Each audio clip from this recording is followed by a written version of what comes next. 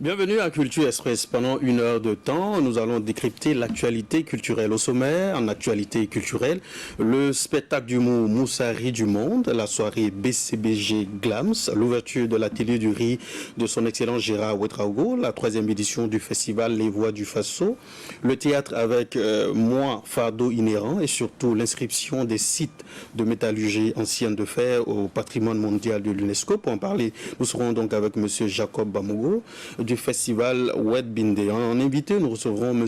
Thierry Milogo, président de la Commission nationale des arts. Avec moi, Sir Païm Ouedraogo, directeur de publication des Info Sciences Culture. Bonjour. Oui, bonjour Marius. Oui. Bonjour à tout le monde. Voilà.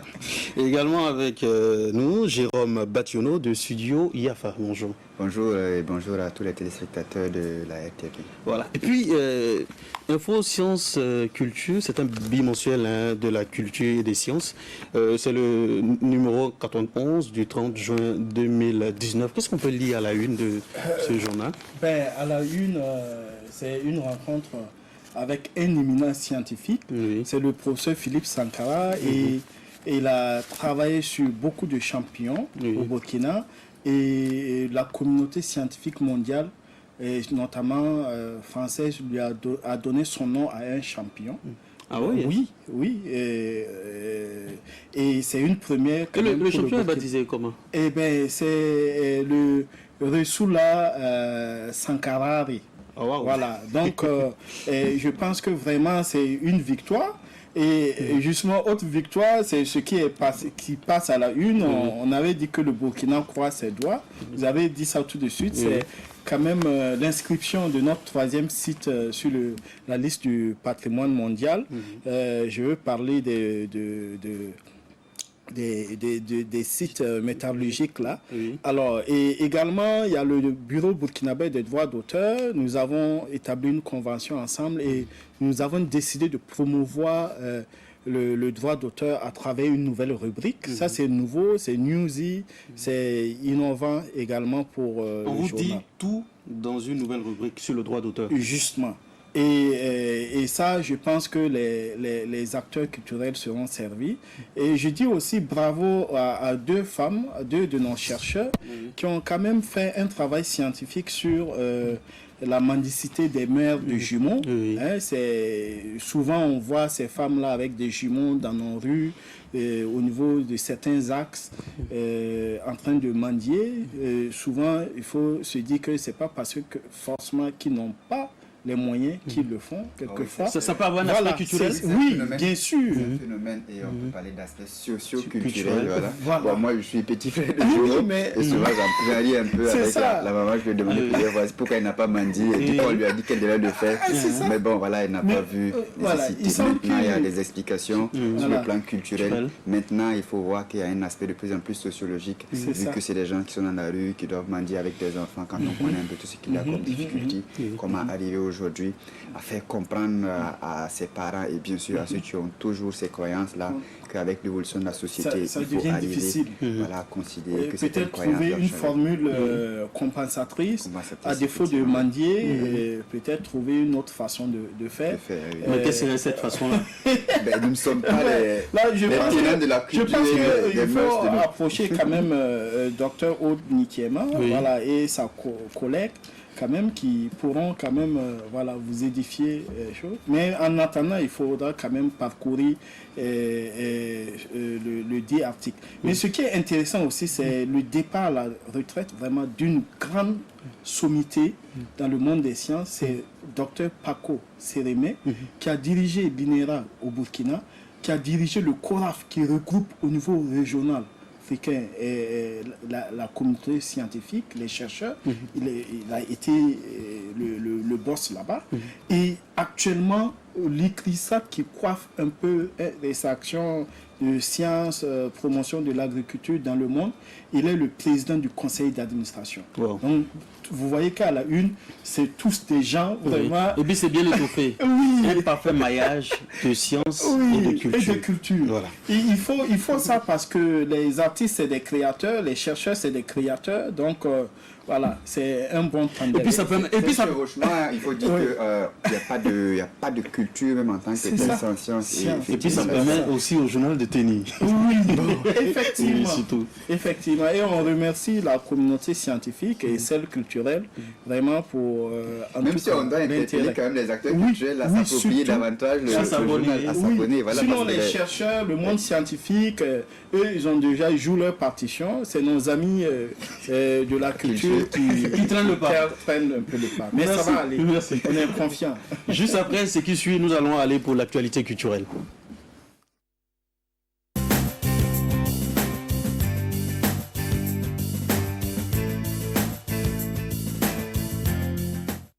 Après Ouagadougou et Bobo Dioulasso, Moussa Petit Sergent vous invite ce soir à 20h au Théâtre Populaire de Koudougou pour son spectacle Moussa Rit du Monde. Donc c'est à 20h du côté de Koudougou. Voilà, et puis la soirée BCBG Glams, première édition, qui a pour but de mettre en lumière et récompenser les accessoiristes de mode tels que les coiffeurs, maquilleurs, bijoutiers et autres, va se tenir donc ce soir et ça va être une première du genre. C'est quand même quelque chose à encourager. C'est nouveau, c'est inédit. C'est vrai qu'il y a une foultitude d'événements dédiés à la mode, mais ceux, ils ont choisi le segment donc de récompenser pour eux les hommes de l'homme.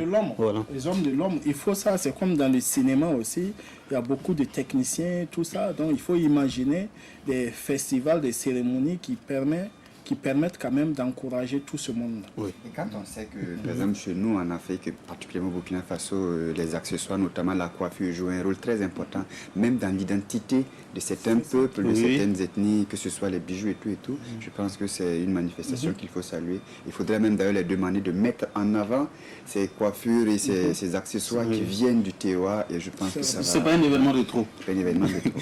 Après, le collectif des architectes du RICA, de Moussa Petit Sergent, qui a ouvert son espace de représentation en octobre 2018, c'est au tour de Gérard Ouedraogo, son excellence, de présenter le sien à Gonguin. L'atelier du riz du cercle des arts vivants est un espace dédié aux arts vivants qui va faire donc la part belle au métier du riz. L'inauguration donc a eu lieu donc ce jeudi. Ça, et puis, il faut dire, pour le cas, par exemple, du cas, il y a des représentations là-bas, il y a des humoristes qui sont de temps en temps invités. Donc, ça va permettre, tout ça, ça contribue donc au bouillonnement donc, du secteur culturel et surtout bien. Encore gourmet, je vais dire, voilà, pour juste un peu rigoler.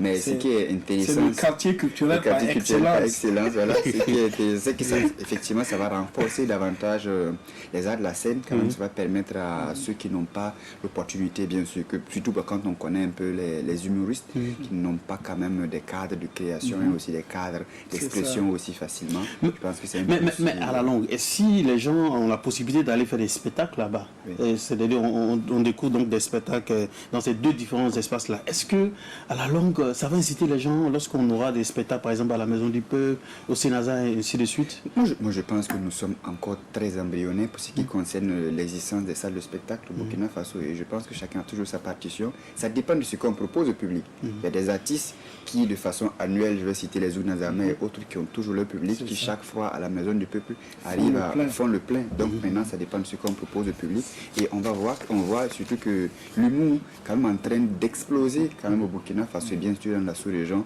Je pense que ce n'est pas de trop quand on connaît un peu l'aura de Gérard et puis de Moussa Petit Sergent et bien d'autres humoristes burkinabés. Okay. La 3e édition du festival Les Voix du Faso donc, va se tenir le 13 juillet au Canada avec la participation de Amity Meria et Abibou Savadogo.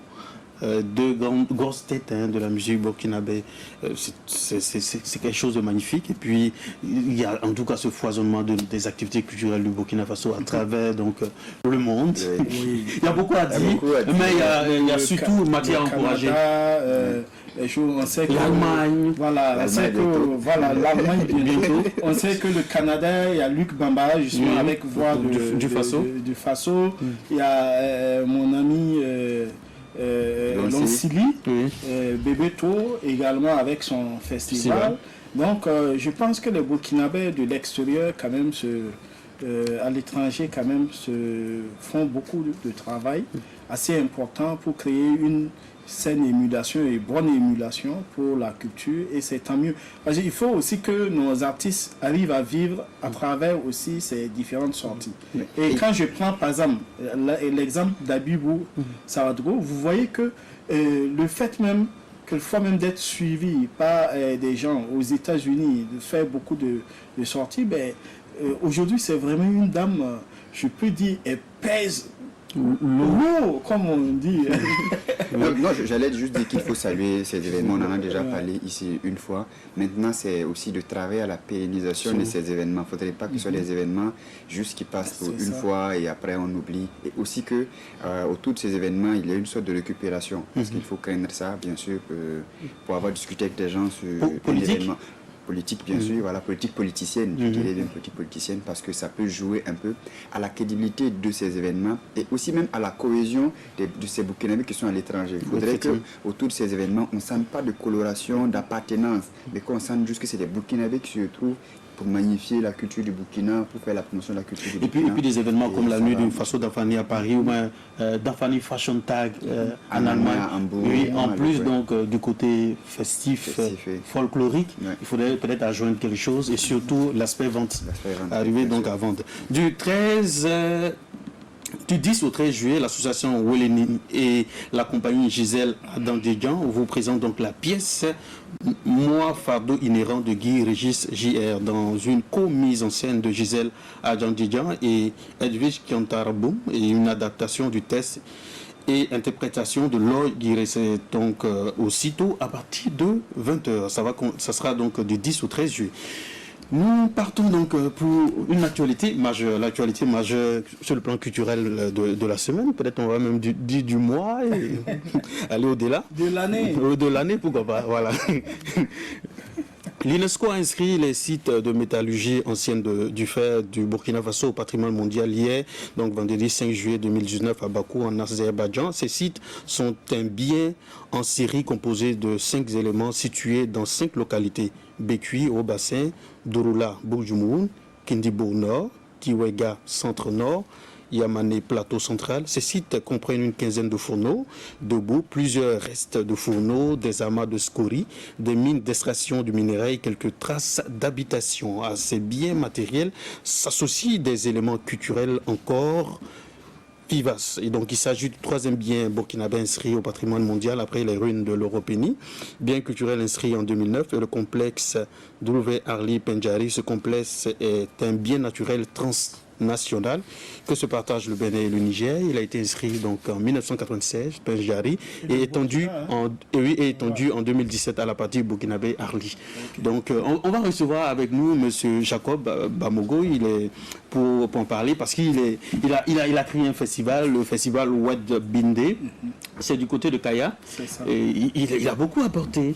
Oui. Voilà. Il a beaucoup apporté. C'est vraiment un festival et un homme que j'ai suivi pendant plus de 10 ans, voilà, en qualité de chargé de communication du festival. Donc, et ce festival-là, dans un de ses volets, avait la construction de fourneaux, mais aussi un autre volet recherche qui permettait, en tout cas, au président du comité scientifique, Dr Lassina Semporé, qui est aujourd'hui SG du ministère de la Culture, et certains de ses collègues comme Dr Professeur Côté, et Zakaria et autres, et ainsi que des étudiants, de venir faire même des fouilles archéologiques sur le terrain, mais également de voir un peu comment cette métallurgie ancienne-là était exploitée à travers des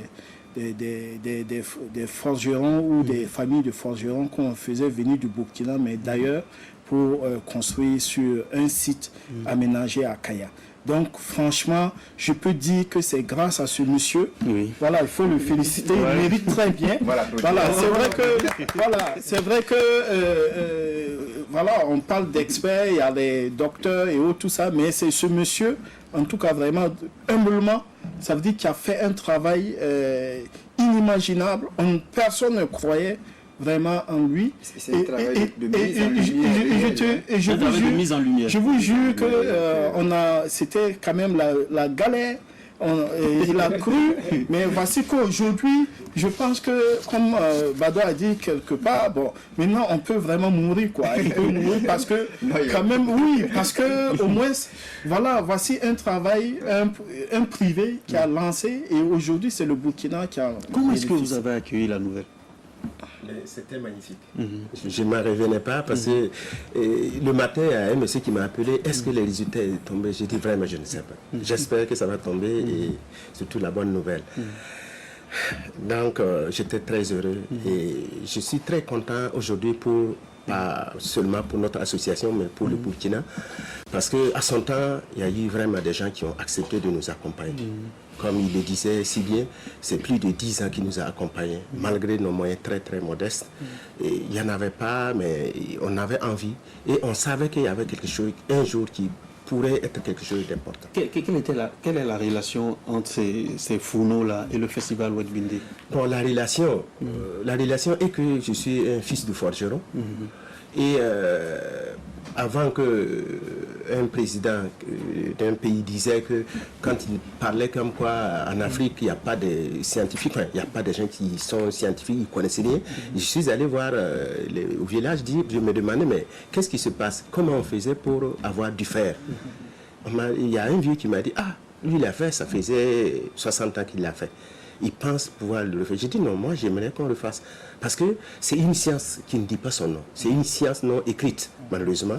Parce que en Europe, c'est l'Occident, c'est des sciences écrites. Noir sur blanc, on sait que voilà, voilà. Mais eux, ils le font et quand le vieux a accepté, on a organisé, je suis venu voir l'université, voir le professeur Kiedaga à son temps. Il dit voilà, moi j'ai une idée, voilà, voilà. Il dit ah bon, est-ce que c'est possible? J'ai dit si. Il y a mes vieux qui disent qu'ils peuvent. Donc, ça c'est du côté des Kaya, c'est ça? À Dablo. À Dablo, où il y a eu malheureusement le malheur qu'il y a eu tout dernièrement, le 12. Donc je profite de vraiment penser à un frère qui est décédé malheureusement, qu'ils ont fusillé. C'est un des chevilles ouvrières de la chose.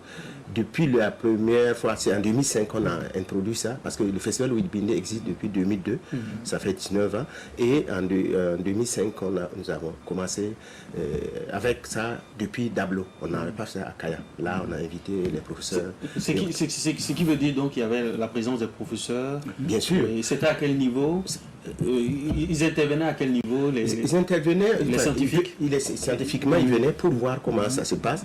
Et ce qui était très très impressionnant, de la façon que le vieux décrivait les choses, c'était magnifique. Ça, et la veille, le vieux m'a dit, ah, j'espère est-ce qu'on peut essayer un peu avant l'arrivée des officiels?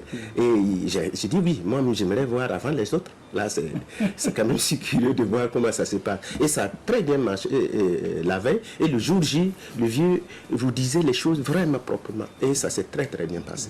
Non, mais c'est toujours dans le cadre des témoignages. Moi, je l'ai dit la première fois que j'ai entendu parler de ces hauts fourneaux, j'étais journaliste à l'Observatoire ici d'ailleurs. C'est à travers ce festival. Donc, il faut dire que ce festival a permis pas mal de personnes de connaître ce que c'est exactement. Maintenant, ce que moi j'ai peut-être comme question, peut-être pour ceux qui nous suivent, qui ne savent pas exactement de quoi il s'agit. En termes simples, qu'est-ce que vous pouvez dire à ces téléspectateurs-là? Voilà.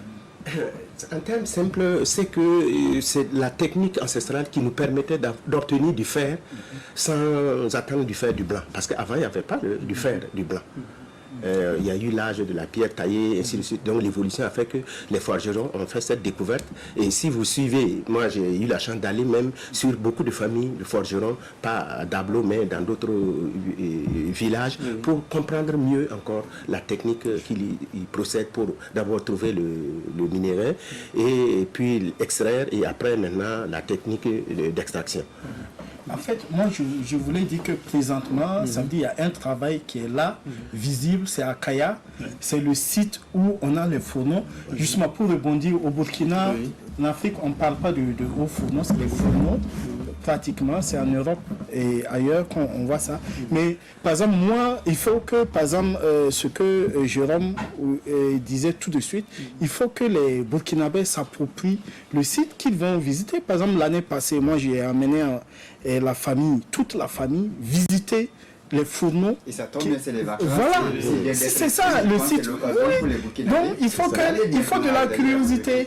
Il faut de la curiosité. Et je vous dis que quand les enfants ont vu ça, ils étaient vraiment émerveillés, séduits. On a dû les faire monter, le guide a dû les faire monter. Ils ont voulu regarder un peu le fond de chaque fourneau. Donc je pense que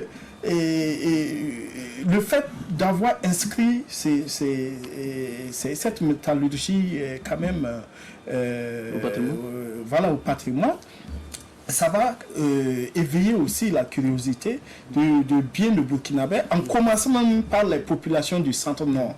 Et c'est important. Oui, bien sûr, il faut dire effectivement que cette inscription au niveau du patrimoine mondial de l'UNESCO va beaucoup quand même nous accompagner au niveau du Burkina Faso. D'abord, il y a l'appartenance maintenant à une communauté internationale, il y a le prestige que cela va, et aussi le fait que nous avons maintenant la possibilité de faire des demandes au niveau du fonds de préservation, et aussi en cas de situation comme en 2012 malheureusement c'est arrivé, on peut faire appel à des fonds d'urgence et on peut nous accompagner par rapport à ça. Maintenant, ce que je veux savoir, M.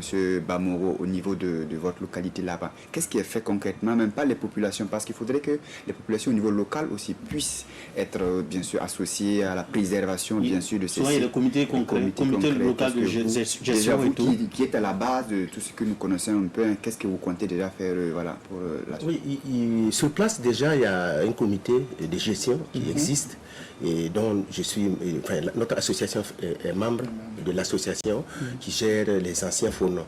Au niveau de notre site maintenant, nous avons un responsable qui est chargé d'entretenir et de protéger et de veiller en tout cas à la sécurité. Donc on peut dire ça. Sinon, ce qui est important, en tout cas moi je voudrais profiter et remercier le docteur Semporé, qui a été notre chargé scientifique depuis que l'idée a germé. Et ça c'est depuis combien d'années déjà? Depuis 2005. Depuis 2005, ça veut dire plus d'une dizaine d'années. Voilà. Avec d'autres étudiants de l'université de Ouagadougou. Et d'autres enseignants aussi. D'autres enseignants, comme il le disait, professeur Côté, docteur Côté, il y a pas mal de gens, il y a qui est actuel directeur, qui a beaucoup travaillé, qui était là, parce qu'il est venu avec d'autres étudiants, ils ont fait un travail magnifique, et à l'occasion, c'est comme il le disait, ils profitent de l'occasion pour faire des fouilles, des travaux vraiment magnifiques. Et c'est à l'occasion qu'ils ont, après le festival, qu'ils ont pu chercher les fonds avec un certain qui est directeur des musées, je pense, en Suisse, pour pouvoir faire la première fouille archéologique à Cosimoro. Ah bon? Oui, donc c'est suite à ça qu'ils ont su, ils ont vu les nouvelles datations donc depuis le 8e siècle avant Jésus. Et là, j'ai été témoin de cette fouille. Là, on a passé toute la journée à suivre quand même, c'est vraiment un véritable travail de fourni. Voilà, avec des équipes reparties à plusieurs endroits. Et la manière, c'est là aussi qu'on voit vraiment que nos archéologues quand même ont de l'expérience et vraiment ils creusent avec beaucoup de munitions pour ne pas dégrader quoi que ce soit. Et l'année dernière, il faut préciser qu'au niveau du musée national, il y a eu une exposition qui est restée pendant plusieurs mois, qui a retracé un peu le travail de ces chercheurs et des archéologues. Et je pense que le muséologue suisse, même il était là dans la période, il y a eu même une petite représentation. On a fait une simulation sur place d'un fourneau. Il y a des gens qui sont venus, qui ont même sur le champ, ils ont présenté ceux qui étaient là. C'était vraiment... Ils ont fait des démonstrations. C'était effectivement, j'étais là, c'était bien. Ils ont fait des démonstrations. Et puis j'ai eu hier au téléphone M. Guy Léonce, qui est le directeur donc, des sites classés patrimoine mondial. Il me dit donc ça va apporter une meilleure protection de ces biens multiséculaires, une meilleure promotion de nos biens culturels, une bonne visibilité du pays sur la scène internationale. On a véritablement besoin. Et puis un accroissement de l'offre touristique. Voilà. Et je pense qu'il faudra aussi saluer le travail qui a été effectué par le ministère de la Culture. Vous voyez, pour cette inscription, il y a eu un plan de communication pratiquement. Ça veut dire que les médias, il y a des journalistes qui ont été formés, les médias ont suivi ça de bout en bout. Par exemple, c'est pas comme par exemple l'Europénie, où bon, nous avons suivi ça, l'inscription un peu de loin. Mais voilà, cette fois-ci, il y a eu beaucoup de répercussions et je pense que pratiquement, ça n'a surpris personne parce que les gens ont suivi ça minute à minute et tout ce qui se passait à Bakou. Et c'est vraiment quelque chose qu'il faut reconnaître. Il faut saluer cette communication quand même qui a permis, c'est-à-dire à la minute près dès que la nouvelle est tombée, c'était vraiment merveilleux. Maintenant, ce qu'il faut juste souligner, il faut préciser qu'il arrive qu'on déclasse aussi les sites. C'est vrai. Il arrive qu'on déclasse les sites. Maintenant, il ne faut pas se dire qu'on a fait tout le travail et on va se reposer. Il faut continuer à travailler. Il y a un gros boulot après. Il y a un gros boulot après. Et c'est ce gros boulot quand même qu'il faudrait que le ministère de la Culture quand même n'oublie pas. Voilà, il faudrait que ces sites-là, il y ait toute une...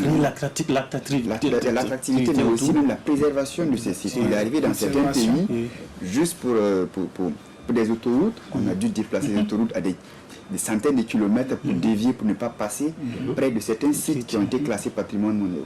Donc il faut pouvoir arriver à faire comprendre, pas seulement aux acteurs culturels ou aux acteurs du patrimoine, mais à toute la population, même aux politiques, je dirais, qui souvent ne valorisent pas forcément certaines choses. Il y a des gens qui viennent voir, c'est des ruines, quoi, c'est des choses, voilà.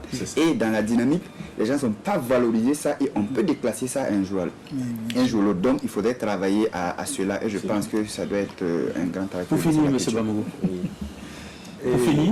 Pour finir, je profite de l'occasion pour dire tout cas merci à tous et à toutes parce que on ne croyait pas et ça c'est une réalité aujourd'hui et je pense que vous avez été tous là et grâce à tout le monde sans oublier en tout cas ceux qui nous ont soutenus quand il fallait.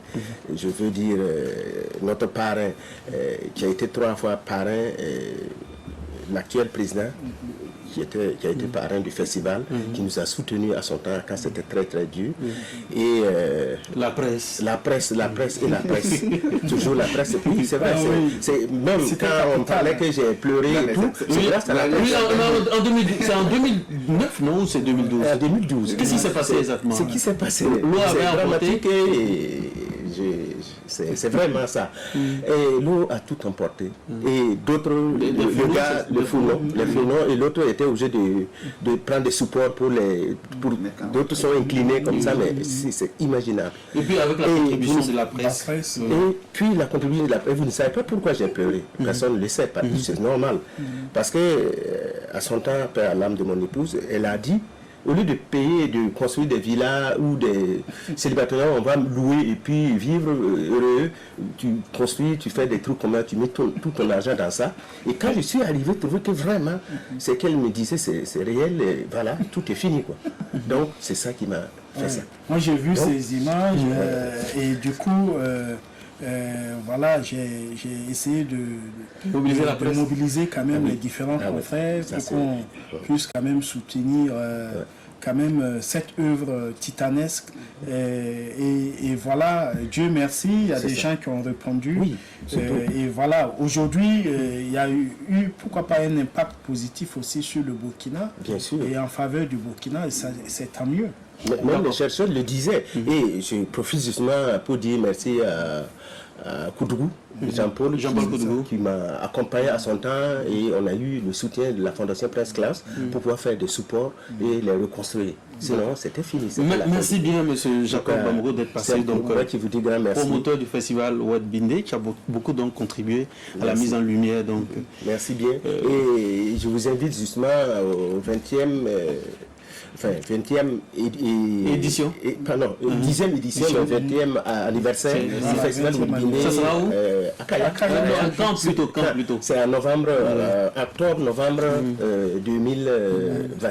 Je pense qu'il faut démarrer cet anniversaire par la visite des fourneaux, avant de passer à la compétition de la danse. Bien sûr, même la dernière édition, c'est ce que nous avons fait. Voilà. On a fait l'allumage du fourneau avant de commencer.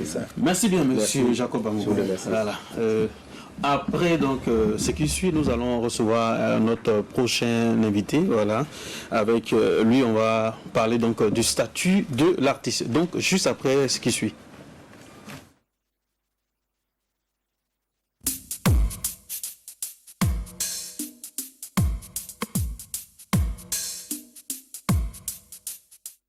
Le Conseil des ministres de 2013 a adopté le décret portant statut de l'artiste au Burkina Faso. L'adoption de ce décret vise à créer un cadre juridique qui consacre la reconnaissance de l'artiste et offre les conditions de protection et de promotion de ses ambitions créatrices. Le statut de l'artiste est l'ensemble des droits et obligations attachés à la qualité d'artiste.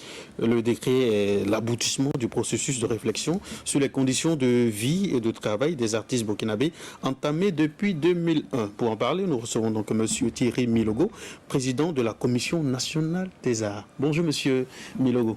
Bonjour M. Dissongo. Oui. Bonjour à tous les téléspectateurs de la RTB. Bonjour. Oui, bonjour. Bonjour, Milogo. Il faut le rappeler, la Commission nationale des arts a été installée donc le 1er décembre 2016. C'est ça exactement? Non, le 23 juin 2016. Ok, bon. Donc, dans le fouille, dans la presse, il y a eu le 1er décembre 2016. Oui, l'installation officielle des membres de la Commission, mais la Commission elle-même a Donc l'installation des membres, ça a été en décembre 2016. Oui, mais tout à fait. La Commission a commencé à fonctionner le 23 juin 2016 exactement.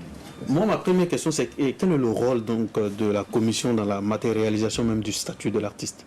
Non, le rôle de la Commission nationale des arts, c'est d'opérationnaliser le statut de l'artiste qui a été obtenu sur la base de longues luttes, parce que c'est à Belgrade en 1980 que l'UNESCO et ses partenaires ont statué et ont décidé qu'il fallait qu'on ait un statut de l'artiste. Et en 2005, la Convention de l'UNESCO aussi a renforcé le clou en mettant la pression sur les États pour officialiser ce statut-là à travers des mécanismes, soit un décret, soit une loi. Et au Burkina, à l'époque, ceux qui se sont occupés de ce dossier n'ont pas pu faire passer cette loi, parce que dans notre constitution, il n'est pas dit que le chef de l'État est garant, par exemple, de la protection, de la préservation de notre culture, donc ça pose déjà problème. Alors, donc on est parti avec le décret, et vous connaissez aussi dans notre pays les limites d'un décret, bien qu'il soit pris par un président. Alors la commission devient une institution. À l'époque, comme on dit, qui a été pris par un président qui était un homme fort, mais aujourd'hui, on est en train de travailler pour qu'il ait des institutions fortes. Malheureusement, il n'y a pas un homme fort pour soutenir cette commission. Donc, c'est le paradoxe qu'on a aujourd'hui. Oui, et moi, je pense que M. Milogo, justement, on est toujours en train de tergiverser sur les textes, alors que sur le terrain, quand même, les artistes sont toujours dans la précarité. Comment vous vivez ça quand, par exemple, vous voyez certains dans la rue, ou bien des SOS, des SOS, etc. Comment vraiment vous vivez ça, du moment que, quand même, en tout cas, la progression de certains documents, certains textes peuvent quand même résoudre beaucoup de problèmes? Non, je le vis très mal comme tous les Burkinabés, comme vous aussi d'ailleurs, les journalistes. Mais si vous voulez, cette situation ne date pas d'aujourd'hui. En fait, pour pouvoir obtenir de meilleurs résultats aujourd'hui, il aurait fallu qu'on commence à travailler ça bien avant. La commission a été mise en place, c'est pour un travail, c'est pour la prochaine génération, pour éviter qu'on ne retombe aujourd'hui dans ce qu'on voit avec les anciens aujourd'hui. Déjà pour les prochaines générations, on sait qu'il y a des textes qui existent au Burkina Faso, monsieur, je vous interromps d'abord, qui existent au Burkina Faso depuis plus de 15 ans, et en temps normal, on aurait pu voir aussi certaines applications et des résultats sur le terrain. Mais les textes qui existent depuis plus de 15 ans, 20 ans, mais on ne trouve rien. Est-ce qu'il n'y a pas lieu aujourd'hui d'aller plus sur le terrain, que l'artiste lui-même pense à sa valorisation par l'artiste lui-même, plutôt que d'aller chaque fois sur des textes? Est-ce que là, avec forcément vouloir à tout prix mettre des textes, le statut de l'artiste, oui, le statut de l'artiste, on en parle depuis. Est-ce que ce n'est pas, par exemple, mettre la charrue avant les bœufs? Est-ce que ça va changer quelque chose concrètement? Non, le texte n'existe pas déjà 15 ans, parce que le statut de l'artiste, la commission a été créée. Je ne parle pas du statut de l'artiste, je parle d'autres textes qui existent bien avant. Voilà, on a dit que c'était pour les générations futures, mais les générations sont là et rien n'a bougé. Non, je suis d'avis avec vous qu'il faut mener des actions sur le terrain. Mais pour que ces actions puissent être menées, il faut des textes qui encadrent aussi un certain nombre de dispositions. L'État ne peut pas intervenir dans une situation s'il n'y a pas quelque chose qui matérialise son intervention. Donc ça, c'est déjà... Pour pouvoir le faire aussi, il faut aussi des organismes qui vont piloter. C'est ça. Je pense qu'on est en train de mettre en place ces organismes. Nous, on a été créé, on a été mis en place en 2016. On a commencé à fonctionner en 2016. Alors, quand on a repris ces textes-là, on a vu que ces textes-là étaient en déphasage par rapport... Parce que ça a pris du temps. Par rapport à la réalité, c'était en déphasage. Donc, qu'est-ce qu'il fallait faire? Vous tenez compte du contexte également dans l'élaboration des textes? Bien sûr, bien sûr. Qu'est-ce qu'il fallait faire? Il fallait travailler pour donner un souffle nouveau, pour contextualiser ces textes-là et adapter ces textes-là à nos situations.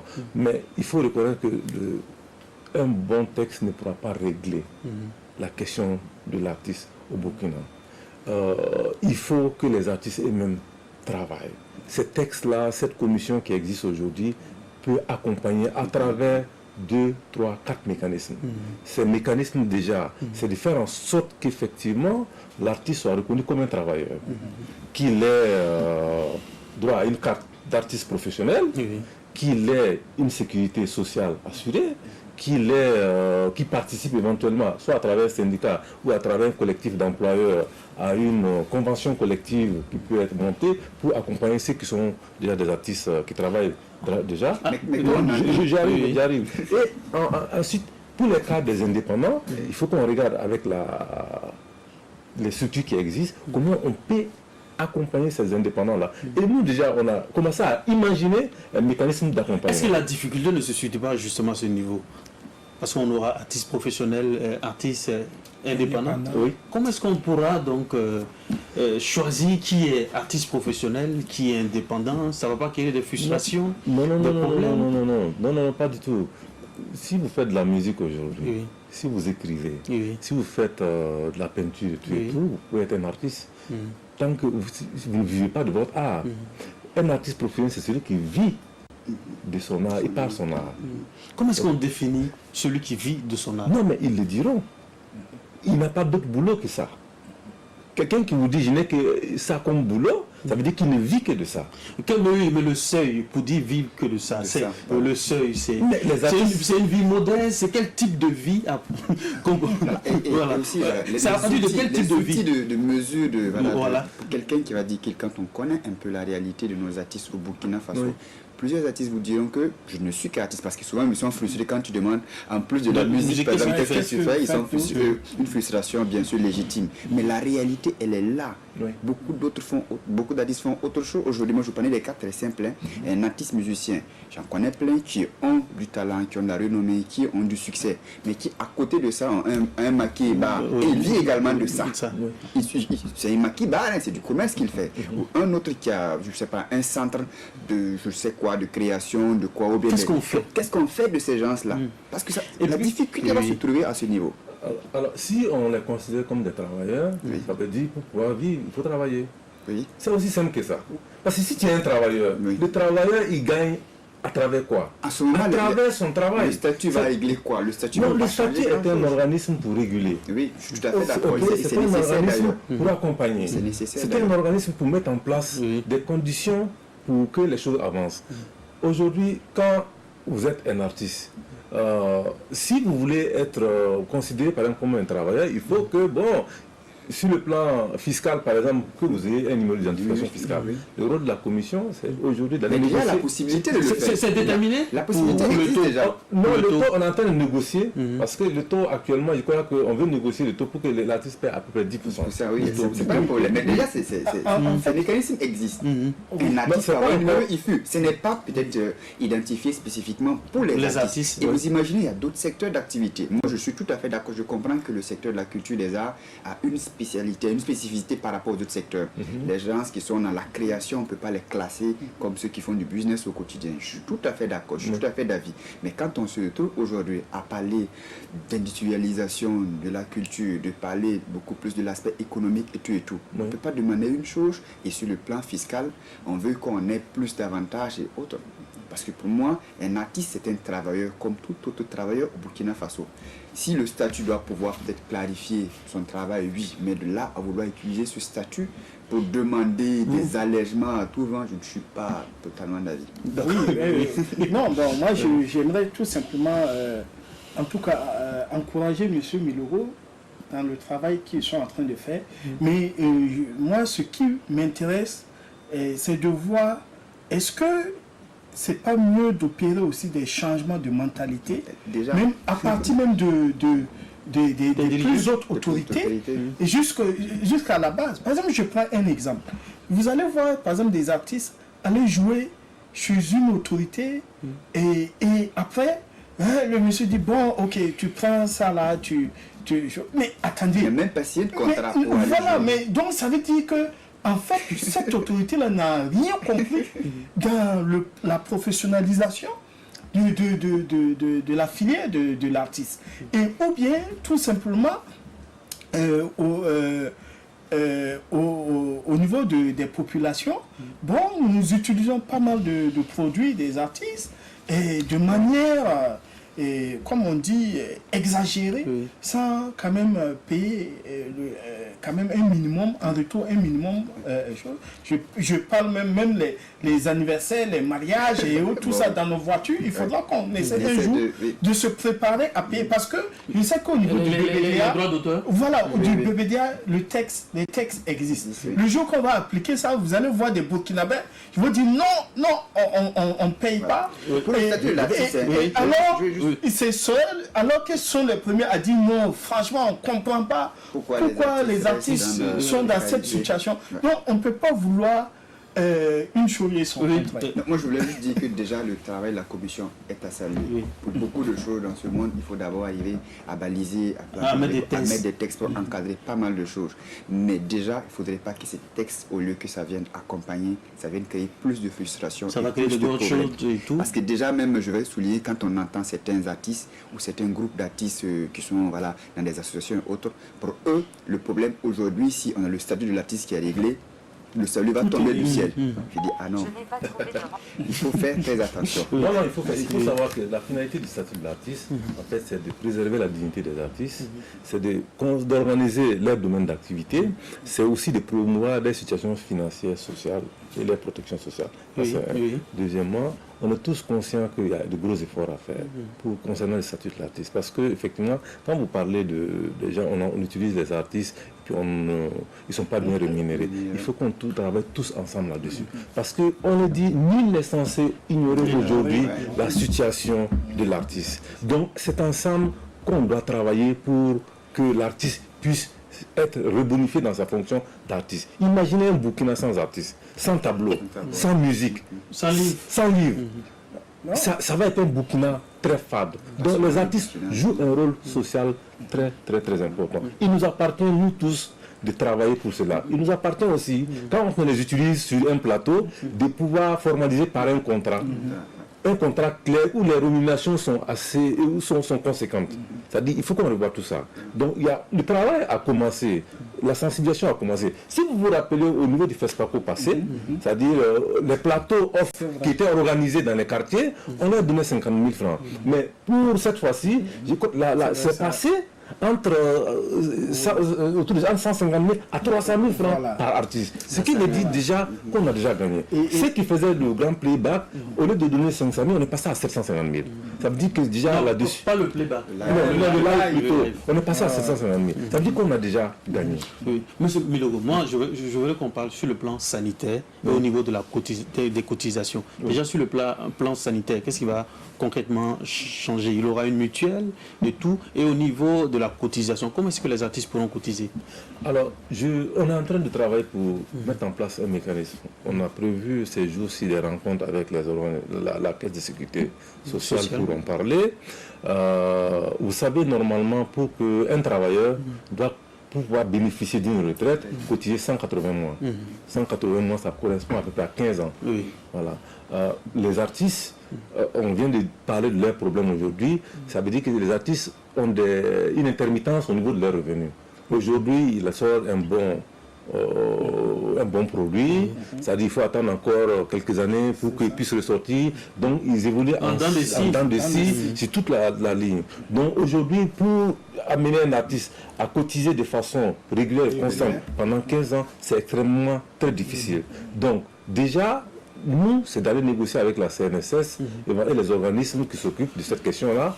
Au lieu qu'on puisse accepter qu'ils cotisent 15 ans, c'est peut-être négocier 10 ans. Parce que compte tenu de leur statut social ou leurs revenus, qui ne sont pas des revenus constants ou réguliers dans le temps.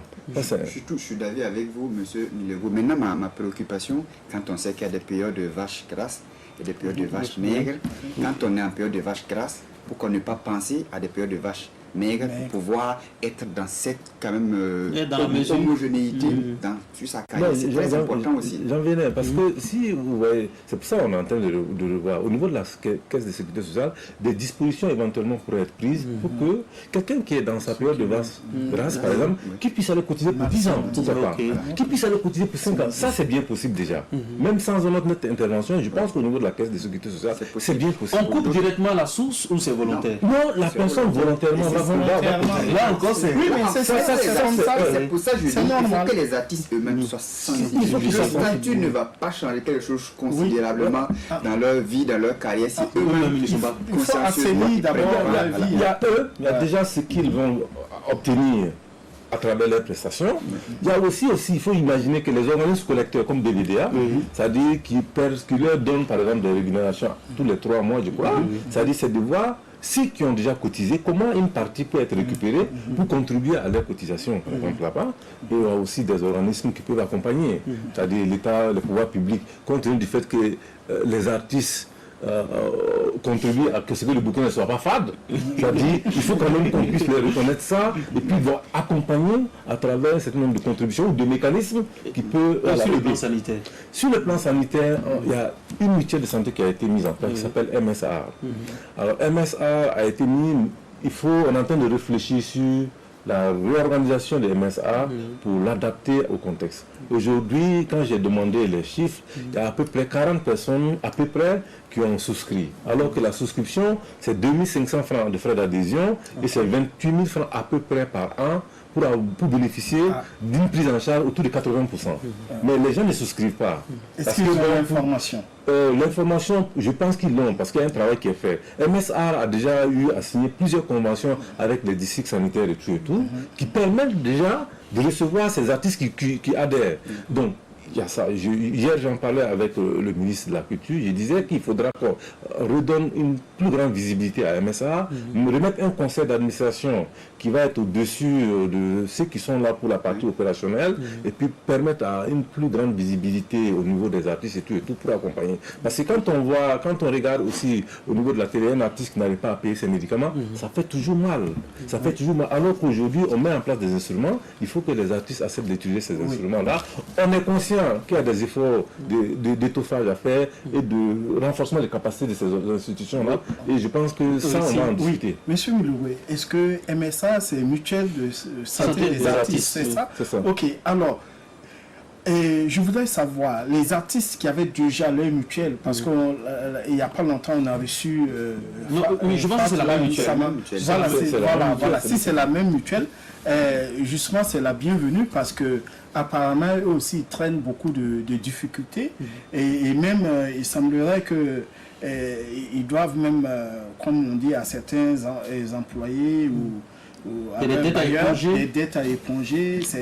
Est-ce que vraiment, ce côté-là, il y a quelque chose qui est prévu pour éviter qu'on amène en justice un certain nombre de responsables? MSA, c'est une société qui a une responsabilité bien définie. Donc c'est clair qu'on ne pourra pas amener. Il n'agit pas en tant qu'individu, il agit au nom d'une structure. Voilà. Moi, c'est ce que j'ai... On va aller rapidement parce qu'on est vraiment pris par le temps. MSA, effectivement, traîne des casseroles, mais il y a une restitution de MSA. Vous avez vu que dans notre pays, il y a eu pas mal de changements. Ces changements ont impacté. Au niveau du ministère de la Culture, il y a eu des changements de ministère. Chaque fois qu'il y a changement, il faut aller reprendre la même négociation. Donc, ça plombe. Et même pour les structures des artistes, hein, rapidement, les structures des artistes, je ne sais pas vous, au niveau de la commission, comment vous travaillez, à ce que de sorte que ce ne soit pas une sorte de clanisation. Les gens ils le disent. Il y en a qui ne veulent pas être dans certaines structures, qui ne veulent pas être associés à certaines organisations des artistes parce qu'ils se disent que c'est des clans. Est-ce que vous, nous, la commission, vous pensez à ça également dans votre dynamique de culture? Et puis le dernier mot, nous sommes à quelle étape, honnêtement? À quel niveau? De quoi? Par rapport à la matérialisation du statut.